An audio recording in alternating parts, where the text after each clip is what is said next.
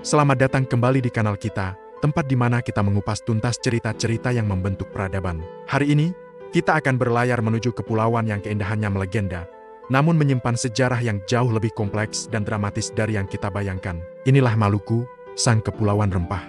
Sebelum kopi jadi minuman wajib pagi hari atau lada hitam jadi bumbu di setiap meja makan, ada satu komoditas yang nilainya setara bahkan melebihi emas. Itulah cengkih dan pala. Dan tempat satu-satunya di muka bumi di mana tanaman ini tumbuh subur adalah di kepulauan kecil di timur Indonesia, Maluku. Sejak ribuan tahun lalu, para pelaut dari Tiongkok, Arab, dan India sudah menempuh perjalanan berbahaya demi mendapatkan butiran-butiran berharga ini. Mereka membawa pulang rempah yang akan menghangatkan Eropa selama musim dingin, mengawetkan makanan, dan bahkan dijadikan obat.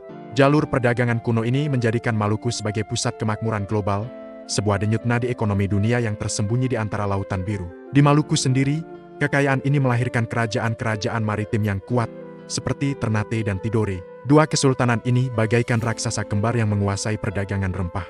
Persaingan mereka dinamis, terkadang menjadi rival sengit, terkadang bersekutu demi kepentingan bersama. Mereka membangun armada laut yang tangguh, istana yang megah, dan sistem pemerintahan yang maju. Kekuatan mereka tidak hanya berasal dari monopoli cengkih dan pala, tetapi juga dari jaringan diplomatik dan aliansi strategis dengan pedagang-pedagang asing.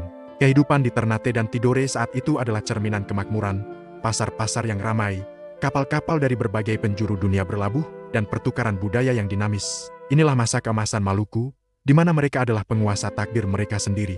Namun, aroma wangi cengkih dan pala akhirnya tercium hingga ke benua Eropa. Didorong oleh semangat penjelajahan, keinginan untuk memotong jalur perdagangan yang dikuasai pedagang Arab, dan tentu saja, nafsu akan kekayaan, bangsa-bangsa Eropa memulai era pelayaran besar-besaran.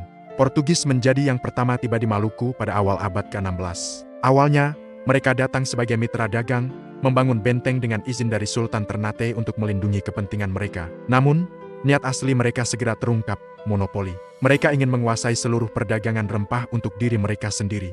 Tentu saja, Kesultanan Ternate dan Tidore tidak tinggal diam. Mereka melihat Portugis bukan lagi sebagai mitra, melainkan sebagai ancaman. Disinilah babak kelam sejarah Maluku dimulai. Portugis mulai ikut campur dalam politik internal kerajaan, mengadu domba antara Ternate dan Tidore, dan menggunakan kekuatan militer untuk memaksakan kehendak mereka. Puncaknya adalah pembunuhan Sultan Hairun dari Ternate, yang datang untuk berunding secara damai namun justru dikhianati. Peristiwa ini menyulut api perlawanan yang tak terpadamkan. Di bawah pimpinan putranya, Sultan Baabullah, yang dijuluki penguasa 72 pulau, rakyat Maluku bersatu. Perang melawan Portugis berkecamuk selama bertahun-tahun. Sultan Baabullah adalah seorang ahli strategi yang brilian. Ia berhasil menggalang kekuatan dari berbagai pulau, menyatukan Ternate dan Tidore untuk sementara waktu, dan melancarkan serangan terkoordinasi yang akhirnya berhasil mengusir Portugis dari Ternate pada tahun ke-1575. Ini adalah kemenangan besar, sebuah bukti bahwa semangat persatuan rakyat Maluku mampu mengalahkan kekuatan kolonial Eropa. Kemenangan ini menjadi salah satu perlawanan paling sukses terhadap penjajahan di Nusantara pada masa itu. Sayangnya, kepergian Portugis bukanlah akhir dari penderitaan. Kekosongan kekuasaan ini segera diisi oleh kekuatan Eropa lainnya yang lebih terorganisir, lebih sistematis, dan jauh lebih kejam, Belanda. Melalui kongsi dagang mereka, VOC. VOC datang dengan satu tujuan yang jelas, monopoli total dengan cara apapun.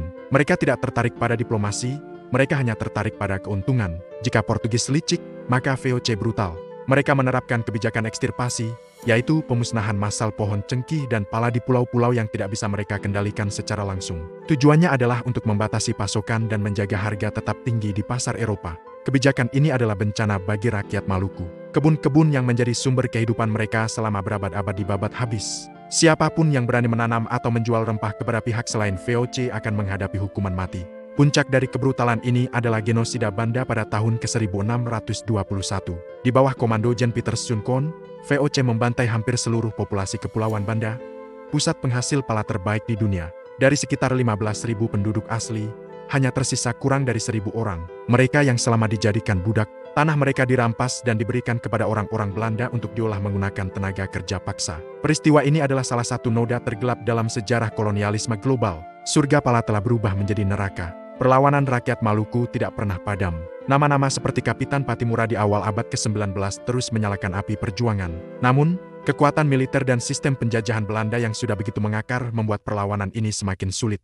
Kemakmuran Maluku yang dulu gemilang kini tinggal kenangan. Dari pusat perdagangan dunia, Maluku berubah menjadi sekadar provinsi terpencil dalam administrasi Hindia Belanda. dengan kekayaan alamnya yang terus dikuras habis. Cerita tentang Cengkih dan Pala yang dulu membawa kemewahan, kini membawa kutukan bagi tanah kelahirannya. Kisah Maluku adalah pelajaran berharga tentang bagaimana komoditas yang berharga bisa menjadi pedang bermata dua. Di satu sisi, ia membawa kemakmuran dan kejayaan. Di sisi lain, ia mengundang keserakahan, penindasan, dan penderitaan yang tak terbayangkan. Sejarah Maluku adalah cerminan dari perjuangan, ketahanan, dan semangat sebuah bangsa yang menolak untuk tunduk, bahkan ketika menghadapi kekuatan terbesar di dunia. Ini adalah warisan yang harus kita ingat, hormati, dan pelajari.